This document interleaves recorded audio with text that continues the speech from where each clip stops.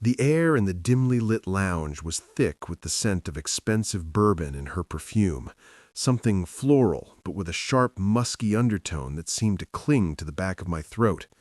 Maya wasn't just beautiful, she had this way of occupying space that made everything else in the room feel like background noise. I felt her before I saw her, a soft brush of silk against my arm, a sudden heat radiating from my left side that made the hair on my neck stand up. When I finally turned, she was already looking. Her eyes were dark, unreadable, and fixed directly on mine with an intensity that felt like a physical weight. She didn't look away. In fact, she leaned in closer, the distance between us shrinking until I could hear the rhythmic, shallow catch in her breath. "You look like you're overthinking," she whispered, her voice a low, honey-smooth rasp that cut straight through the low hum of the jazz music. Before I could find a witty comeback, I felt her hand settle on my chest. It wasn't a casual touch. Her fingers were cool, but where they pressed against my shirt, my skin felt like it was catching fire. I could feel my own heartbeat thundering against her palm, fast, erratic, and betraying every ounce of composure I was trying to maintain. She felt it too. A small, knowing smirk played at the corner of her lips, a look that was half innocent and half predatory. She traced the line of my jaw with her thumb, a slow, deliberate movement that made the world around us blur into a smear of hazy lights. The silence between us became heavy, charged with the kind of electricity that happens right before a storm breaks. She leaned in further, her lips hovering just inches from my ear, the warmth of her skin making my head spin.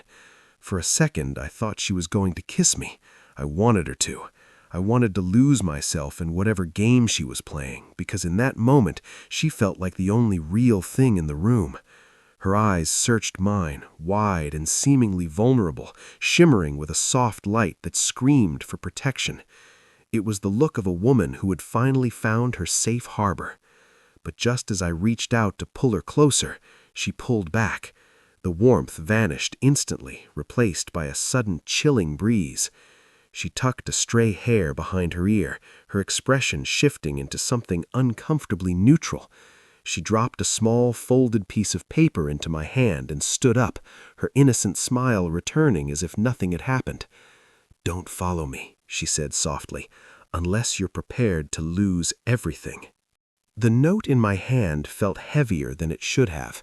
I watched Maya's silhouette weave through the crowd, her movements fluid and effortless, leaving a trail of turned heads in her wake. I didn't open the paper immediately. Instead, I let my fingers linger on the crease, my mind racing back to how we had started. We weren't a whirlwind romance. We were a slow burn that had eventually consumed my entire landscape. We had met 6 months ago at a gallery opening, two strangers bonded by a shared disdain for the art on the walls and a mutual love for old noir films. In the beginning, it was perfect, too perfect. She was the woman who remembered how I liked my coffee and exactly which childhood stories made me flinch. She had this way of making me feel like the center of the universe, a gravity I never wanted to escape. But as the months bled together, the perfection started to feel like a mask. I began noticing the cracks, the tiny inconsistencies that didn't add up. There were the phone calls she took in the bathroom with the shower running, the way she'd go completely still when I asked about her family, and the sudden unexplained absences that she'd dismiss with a kiss so distracting I'd forget I was even suspicious. I looked down at the note now, the ink slightly smudged. Room 412, 10 minutes. The elevator ride up was an exercise in agony. Every floor felt like a mile. I thought about the night she told me she loved me. We were caught in a torrential downpour, huddled under a tiny awning. She had looked at me with those same wide, shimmering eyes, her hands trembling as she held my face. I felt a protective surge so strong it hurt. I wanted to give her everything. But even then, there was a part of me, that cynical voice in the back of my head, that wondered why a woman like Maya was so focused on a man like me.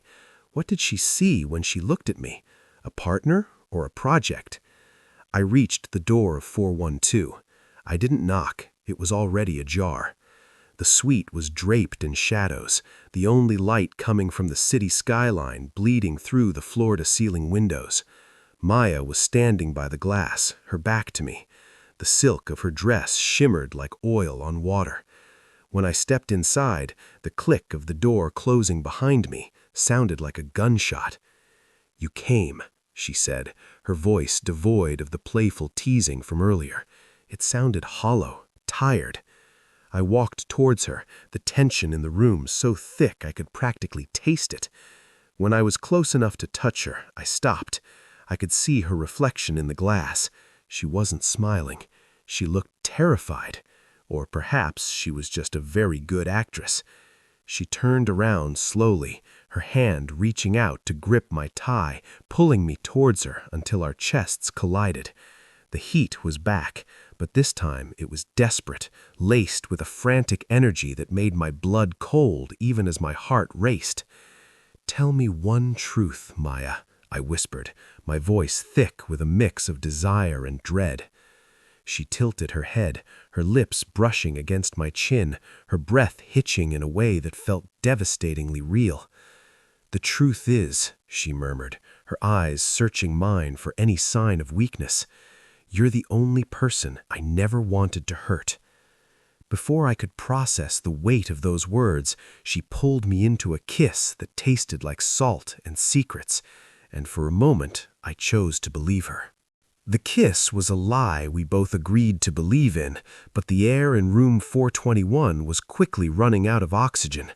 Just as I started to lose myself in her, a sharp chime echoed through the silent suite. It was her phone, discarded on the velvet ottoman.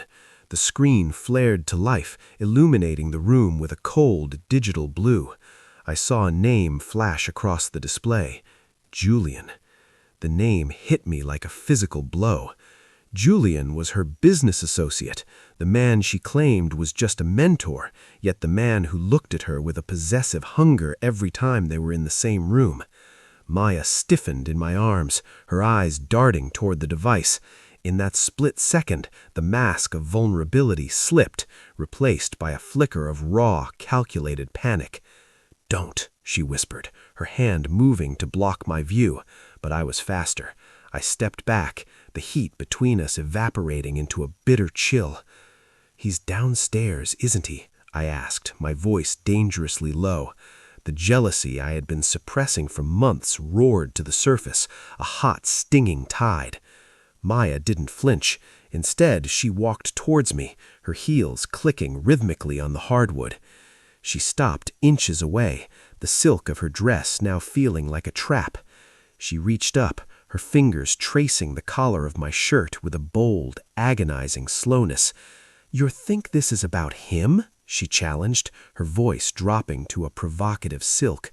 "Julian owns a lot of things, but he doesn't own this."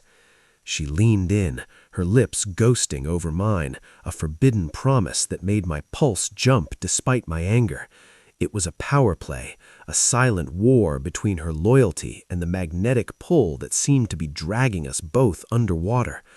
The tension was a living thing, a cord stretched so tight it was vibrating. Every instinct told me to walk out, to save what was left of my sanity, but the way she looked at me, with a mix of defiance and a hidden desperate longing, kept my feet rooted to the floor. "You're playing a dangerous game, Maya," I muttered, my hands hovering at her waist, caught between pushing her away and pulling her into the point of no return. "Then stop playing," she breathed, her eyes locking on mine with a ferocity that demanded total surrender. At that moment, the handle of the hotel door began to turn from the outside. The metallic click of the door handle was the loudest sound in the world. Maya didn't scream, she didn't even gasp. With a strength that caught me by surprise, she grabbed my jacket and shoved me backwards, stumbling into the narrow walk-in closet just as the heavy oak door swung open. The darkness of the closet was absolute, smelling of cedar and her lingering scent. Through the tiny gap in the louvered doors, I watched the room. It wasn't Julian. It was a man I'd never seen before. tall, silver-haired, and carrying an aura of quiet, clinical violence. He didn't speak. He simply walked to the center of the room and waited. Maya stood her ground, her posture regal despite the chaos I knew was thumping in her chest. I could see her silhouette from behind, the way her hands were clenched so tightly at her sides that my knuckles must have been white. The stranger reached into his pocket and pulled out a small leather-bound ledger. He tossed it on the bed. "You're late with the data, Maya, and you're getting sloppy.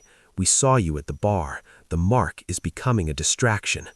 My blood turned to ice. The mark. "He's not a distraction," Maya replied, her voice steady, though I could see the slight tremor in her shoulders. "He's the key. I have him exactly where I want." The stranger stepped closer to her, invading her personal space in a way that